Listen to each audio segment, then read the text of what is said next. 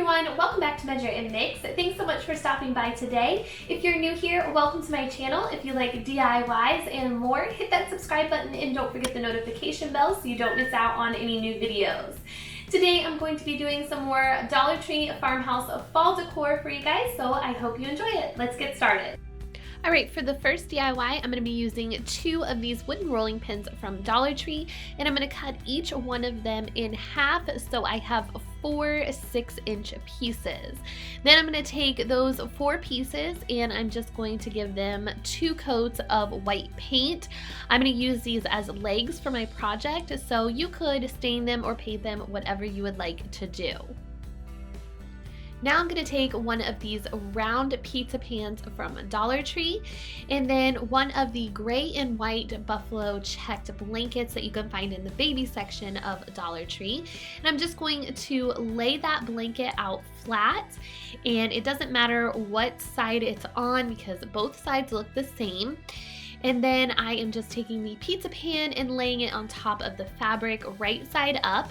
And then I'm just going to take some hot glue and place it around the edge of the pizza pan and roll my fabric up onto that. So that way I'm covering the pizza pan with the fabric.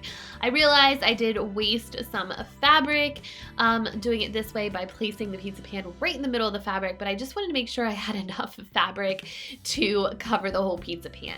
And as you can see, I did leave a little hole so that way I could take some stuffing from an old pillow and stuff in between the fabric and the pizza pan. Once that was all stuffed, I just took some more hot glue and finished it off. Then all I did was take my scissors and cut the excess fabric off the bottom of the pizza pan. Now I'm going to take the rolling pins that I cut into 4 pieces and painted white, and I'm just going to place those on the bottom of my pizza pan, just spacing them out. I didn't measure, I just eyeballed it where I wanted them to be, and I used some E6000 to glue them down to the pizza pan to make legs for my stool. And if you wanted this to be even more sturdy, before you attached the fabric to the pizza pan, you could attach the legs to the pizza pan, glue them down, and then you could take a drill and screw and drill them in through the pizza pan and then wrap your stool in fabric, and that way it would be super sturdy. But the E6000 works fine too as long as you're using it for just decor. Now you could definitely just leave it as is and use this as decor all year round, but I'm going to make it a little bit more fall by taking a piece of twine and just wrapping it around to make it look like the silhouette of a pumpkin. And then I just used some hot glue around the twine to hold it in place, and when I was finished I just cut the excess twine. It was really easy to make, and I just think this gives it a little bit more of a fall flair.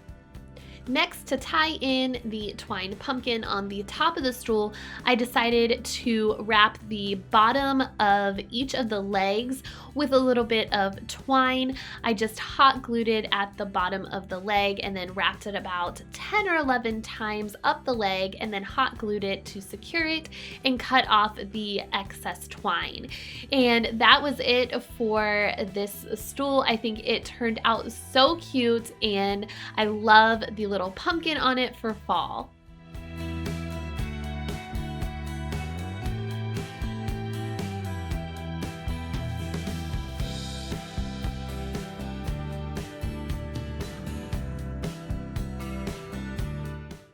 For this next DIY, I am just going to use the leftover fabric that I did have from covering the stool in the last project, and I'm going to cut off some of the excess of fabric just to make it easier to fold.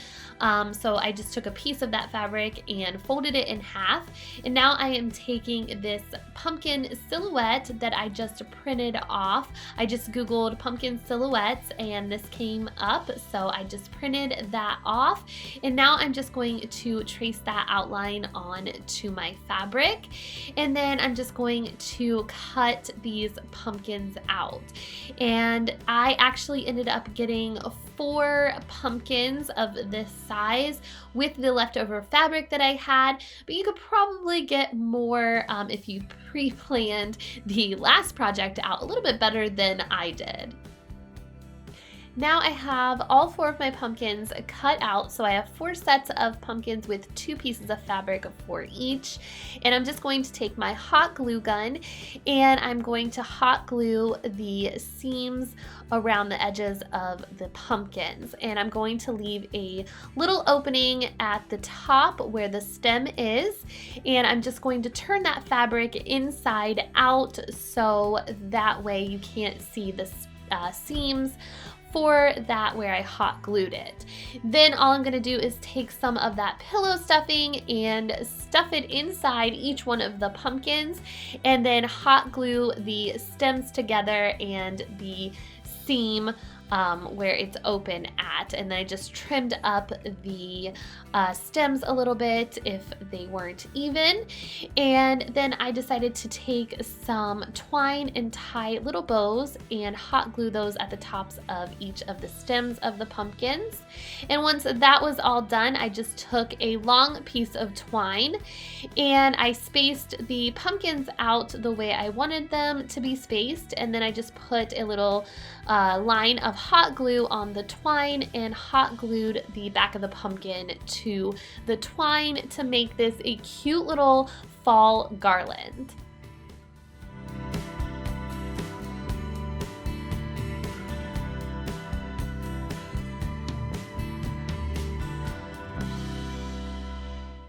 For this last DIY, I'm going to use one of these signs that I got early on in the summertime, but you can use any sort of sign from Dollar Tree. They put out these signs all the time for each season.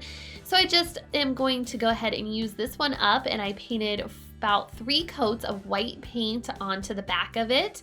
And then now I'm just taking my stain called Briar Smoke, and I'm just taking a small brush and brushing it on to make this look a little weathered. And I did take a paper towel and wipe some of it off just to give it that weathered old look. Then I printed this free printable out online. I will put a link to it down below in the description box, but it's like a watercolor farmhouse truck with pumpkins in the back, and I just thought it was super pretty. And I just cut out the design as close to the edge as I could get, and then I placed some Mod Podge onto the back of the truck, and I glued that down about 3/4 of the way down the sign, and then put some Mod Podge on the top of it to seal it in. Next, I took some of the black letter poster stickers from Dollar Tree, and I wanted to give them more of a galvanized look, so I am painting them with a mixture of black acrylic paint and some silver metallic paint to give that illusion of the galvanized metal look. I used 2 sheets of these letters to spell out the word Farmers Market. They give you all the letters in the alphabet, and then they give you some of the extra ones on the back of the sheet as well, but I did have to use 2 to spell out both words Farmers Market. So after the paint was all dry on the letters, I just peeled them off the sheet and placed them on the board how I liked them. They do all fit on the sign. You just kind of have to do it at a little bit of a curved angle like you see here.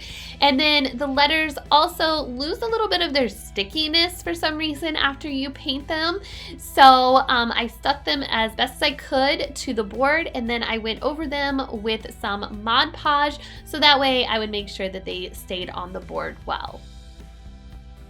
After I got the bigger letters all put into place the way that I liked them, I decided to come back with some of the smaller letter stickers from Dollar Tree. And I did not paint these ones, I just left them in the black. And I just spelled out the word pumpkins underneath the truck. And then I also decided to put 50 cents per pound. I just used a C and an I for the cent sign, and then I used another I for the little diagonal sign. And that was it. I love how rustic this sign turned out, and it's so cute and perfect to put out for fall.